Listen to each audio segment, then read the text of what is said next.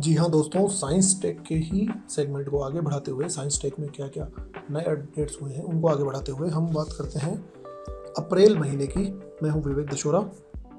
अप्रैल महीने में एक MOU साइन हुआ था इंडियन नेवी और department of science and technology, Bharat सरकार का एक ऑटोनोमस इंस्टीट्यूशन है रमन रिसर्च इंस्टीट्यूट, जिसको RPI बोला जाता है।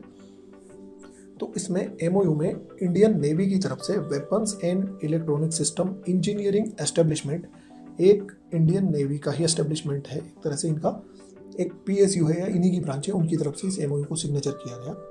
देखिए, कोई भी डेटा, कोई भी इंफॉर्मेशन अगर कम्युनिकेशन के जरिए ट्रांसफ़र की जाती है तो ऐसा कहा जाता है कि जब कोई कम्युनिकेशन के लिए, मान लीजिए हमने यहाँ से बात स्टार्ट करी या कोई मैसेज हमने किसी को भेजा, तो वो जब एक बार एयर में फ्लोट हो रहा है तब उसे कंट्रोल करना, उसको प्रोटेक्टेड रखना सबसे बड़ा चैलेंज होता है। तो ये जो MOU साइन किया गया है, ये quick quantum information and computing lab जो है रमन रिसर्च इंस्टीट्यूट की, वो इस पर काम करेगा और ये नेवी को free space communication technologies provide करेंगे। मतलब कि नेवी को कम्युनिकेशन के लिए जो टेक्नोलॉजी है वो safe and secure free space provide की जाएगी। इसी महीने में नागस्त्र एक चर्चा में रहा है। नागस्त्र एक तरह का ड्रोन है, अनमैन्ड एरियल व्हीकल है, जो कि रोबोटिक्स है, किसी को रेस्क्यू करना है, कुछ रिकवर करना है, उन सभी में ये कैपेबल है।